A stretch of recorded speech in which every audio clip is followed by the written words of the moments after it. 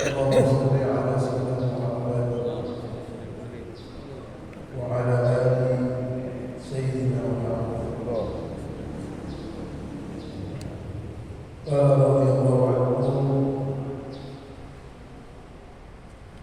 dari sedikit untuk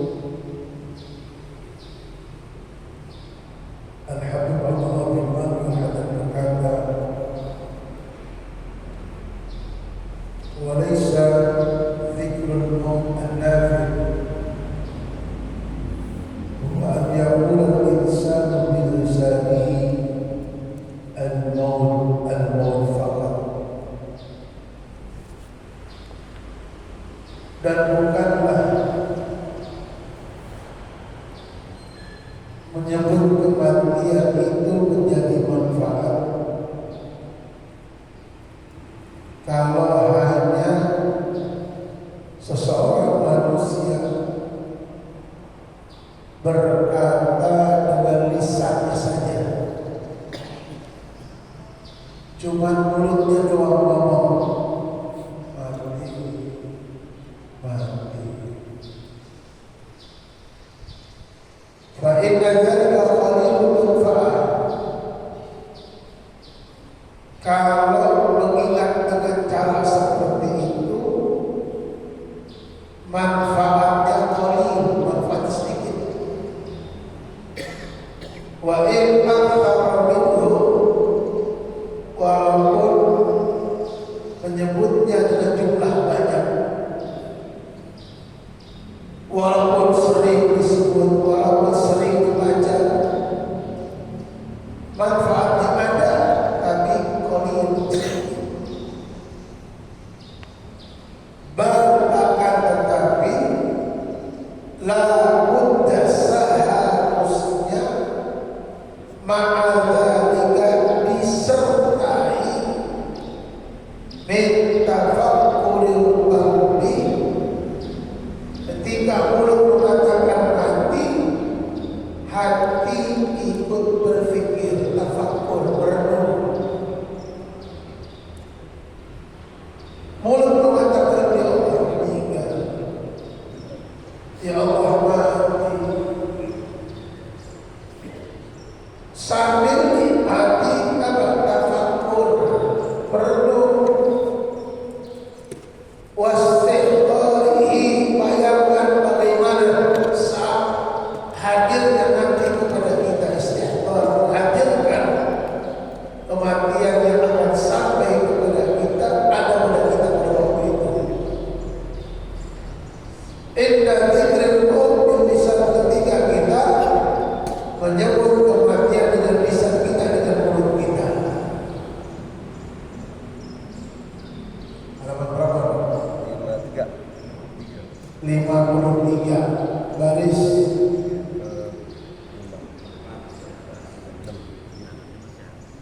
4 dari atas. Saya lihat ada yang bingung saling mencocokkan temannya, dia bermantul, dia bermantul. Udah ketemu? Udah ketemu.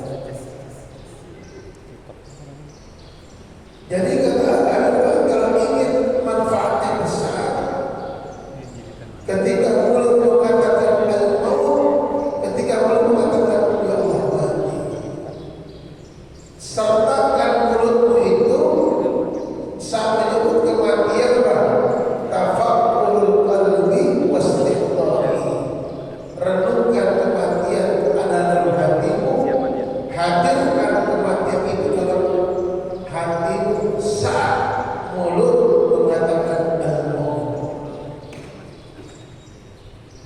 Kaifa yakunu haluhu indal maut, bayangkan bagaimana keadaan ente waktu maut itu datang.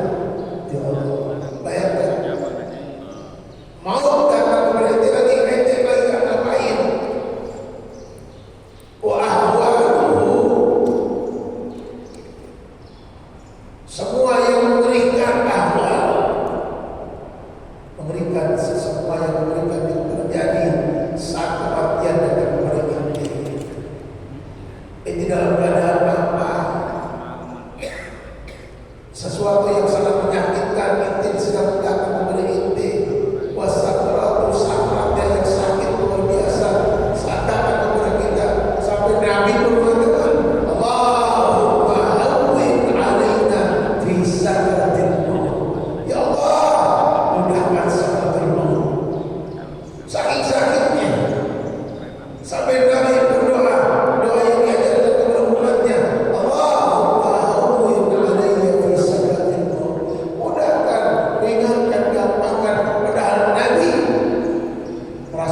bagaimana itu terjadi? Lalu bagaimana dengan kita yang bukan siapa-siapa? Dan itu akan terjadi, dan pasti akan terjadi. Itu akan datang, dan pasti akan datang. Itu akan tiba, dan pasti akan tiba. Bayangkan inti dalam keadaan apa? Bagaimana ahwalnya? Bagaimana mengerikannya? Bagaimana sakaratnya yang begitu mengerikan datang kepada kita? Yang lebih mengerikan wa mu'ayanatuhu, inti diperlihatkan oleh Allah pada saat bertemu umur al-akhirah, surga, neraka, siksa, senang, itu dilihat itu. Sebelum kita mati namanya mu'ayanah, mata melihat, seperti kita melihat televisi yang begitu jelas ketika kita akan mati. Bagaimana orang yang bersenang-senang, bagaimana orang yang untuk menakutkan, bagaimana siksanya, bagaimana nikmatnya. Mu'ayanah diperlihatkan jelas ketika kita akan mati oleh Allah SWT. Wa ma bibaqiyyin min ajalihi. Lalu bagaimana nasib kita dengan ajal yang masih tersisa, yang mungkin hitungan jam, yang mungkin hitungan menit, itu yang tersisa di mana ini? Wa bima yakhtimu lahu, dan bagaimana dia menutup ajalnya. Itu penting. Bayangkan ya Allah, hitungan jam, datang hitungan menit, sebentar lagi habis.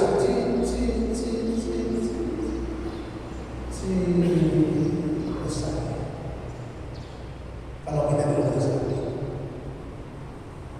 kalau di rumah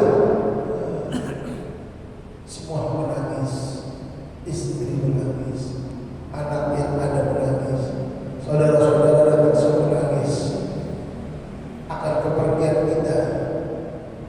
Lalu bagaimana kita dengan sisa umur yang Allah masih berikan itu, yang itu menjauh terus berjalan.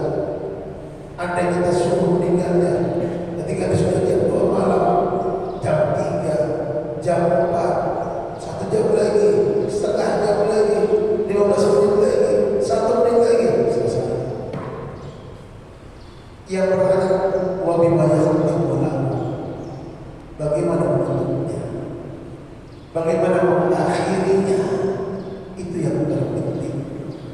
Innamal a'mal bil khawatim, sesungguhnya amal itu tergantung bagaimana menutupnya. Itu di situ. Yang paling penting finishnya. Start boleh bagus, pertengahan boleh cakap, tapi yang terpenting dari yang terpenting bagaimana kita menutupnya itu. Finishnya yang penting. Ya Allah ya, ya Allah ya, ya Allah ya Muslim. Ya Jalal, amin.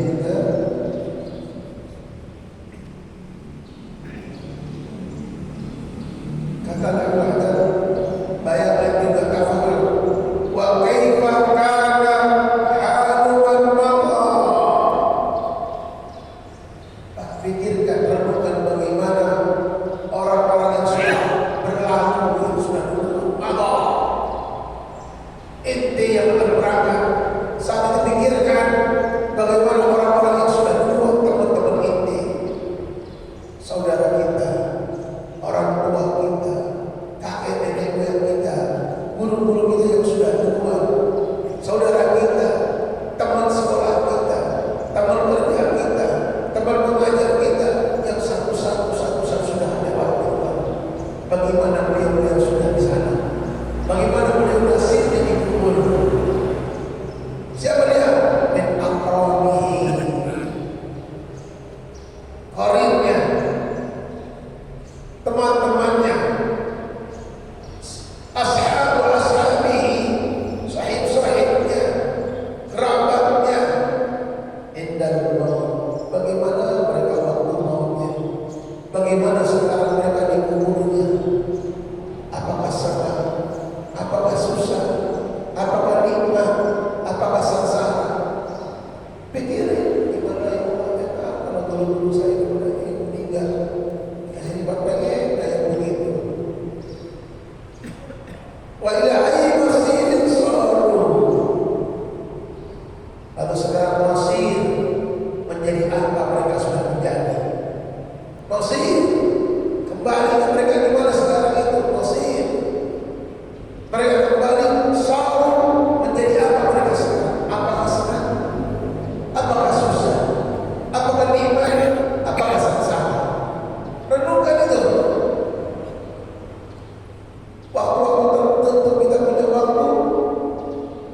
ini.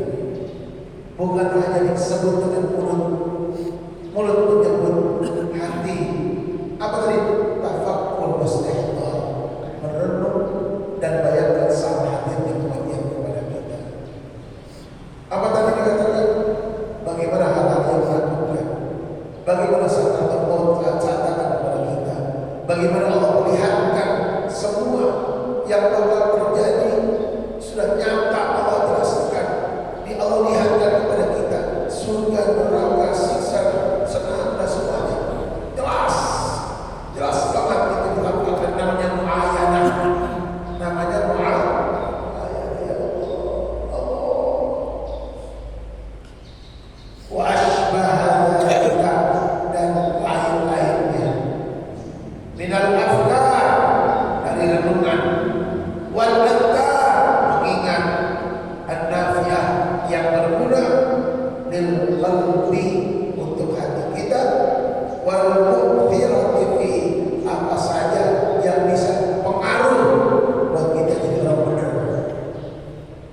Ya, dan lain-lainnya apa tadi? Renungan, zikirnya, mengingatnya, yang manfaat untuk hati yang bisa berkesan, berpengaruh, biar yang belum lurus lurus, yang belum istiqomah jadi istiqomah, yang belum baik jadi orang yang baik, yang jahat berhenti dari jahatnya.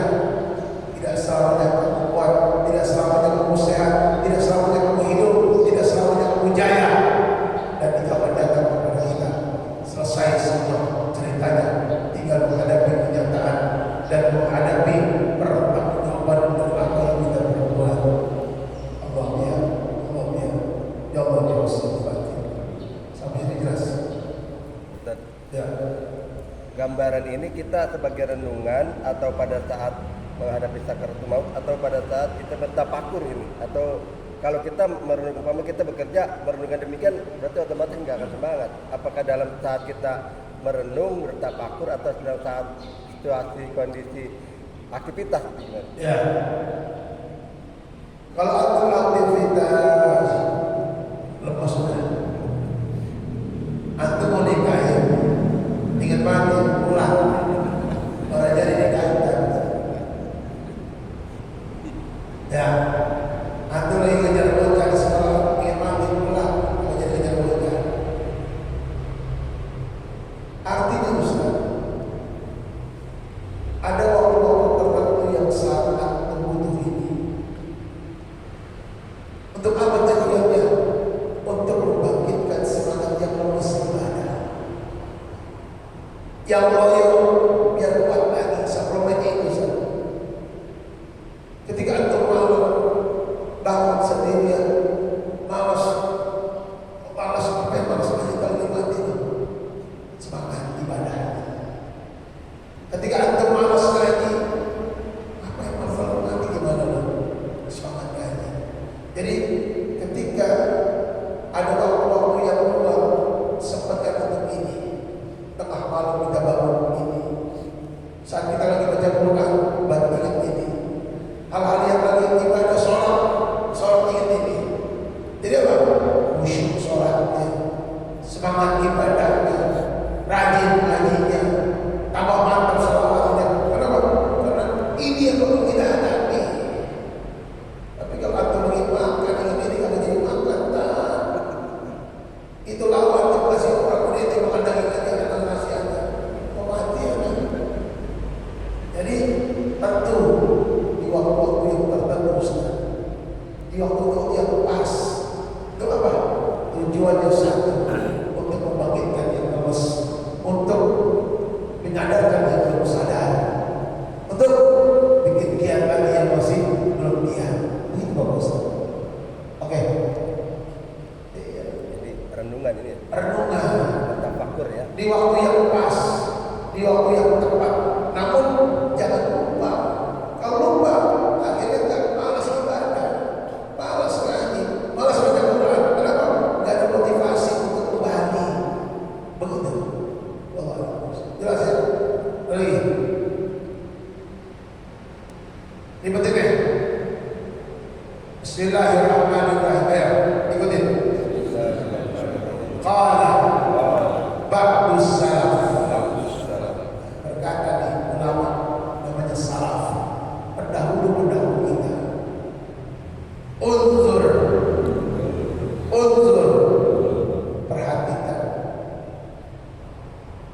kulla syai'in, kulla syai'in, segala sesuatu. Perhatikan ya, segala sesuatu. Tuhibbu, yuhibbu, yang kamu suka.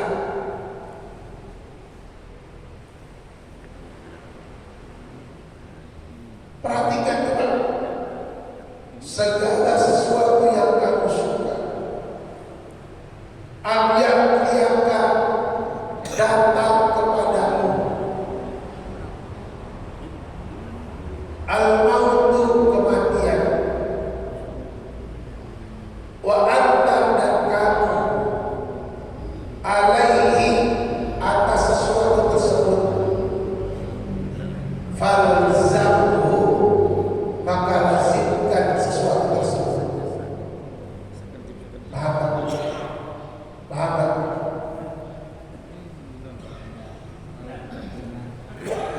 Berapa cernanya Bapak lihat? Sekarang saya jelasin. Itu arti kata perkata.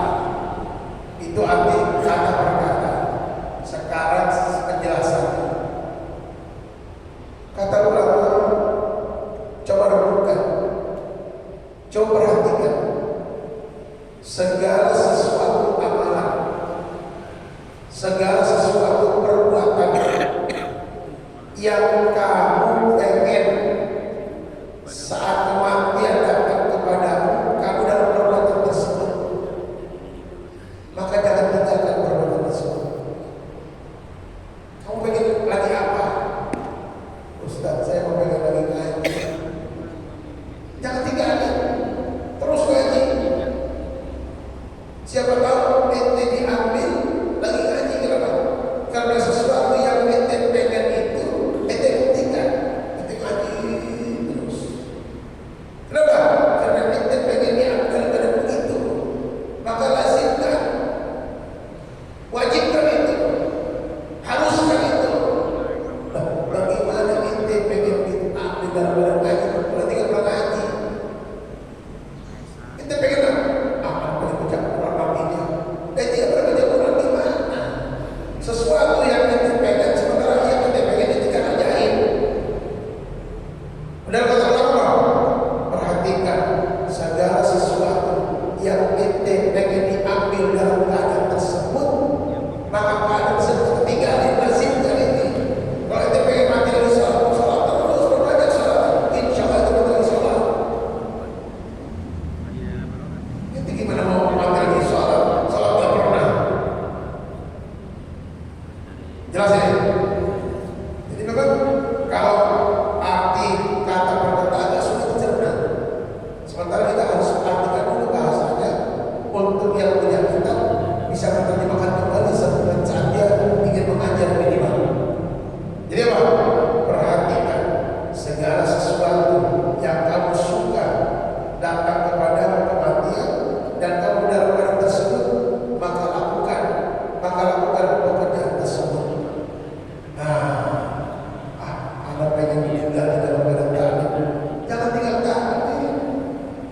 Terus lazimkan taklim, mudah-mudahan kita mati lagi taklim. Mudah-mudahan mati lagi taklim nanti. Enak mati lagi taklim. Apa yang dikatakan? Orang yang keluar untuk cari ilmu, maka dia dalam fisabilillah. Ente lagi fisabilillah. Bayangkan ente mati fisabilillah jalan Allah. Enak.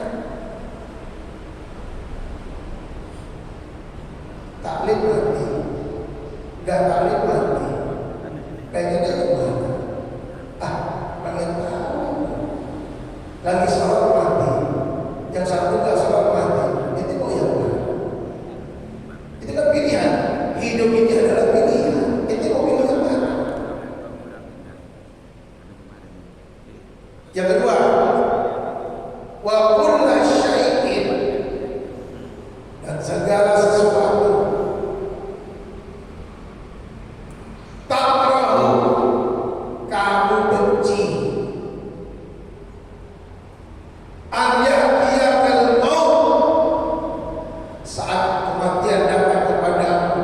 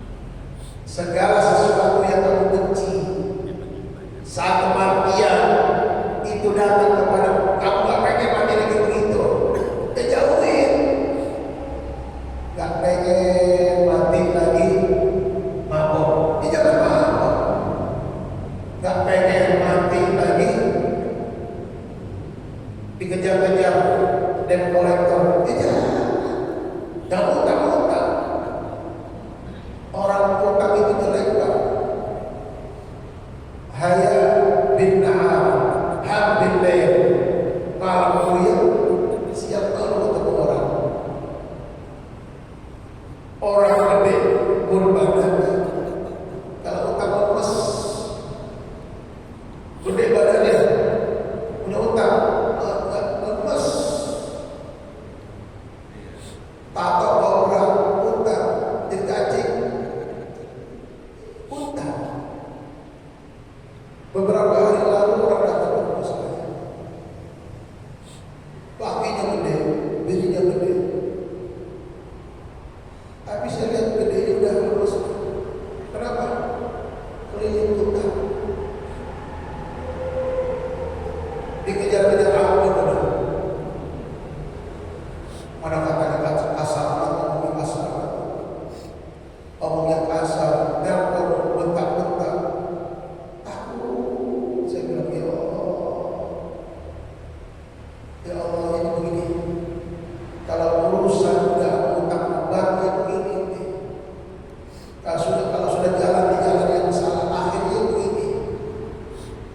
Kalau sudah melanggar apa yang Allah bilang jangan, kita kerjakan itu begini. Hasilnya gak akan benar. Nangis, takut. Ya untuk itu masih datang benar kepada orang-orang yang benar. Insya Allah akan diajarin solusi yang benar. Sambil dibantuin doa orang-orang yang benar. Siapa tahu jadi datang pertolongan Allah dalam kesedihan. Artinya apa? Jangan coba-coba utang yang gak benar. Bank keliling, bank yang mana bank keliling, yang diem bagi banknya jangan. Ya, jangan. Udah aja nikmati aja. Kadang-kadang kita cuma gaya dipentingin. Akhirnya yang datang, mobil udah enak, gak mogok, bisa nganterin kemana-mana. Lihat teman punya baru, pengen kayak teman. Akhirnya apa?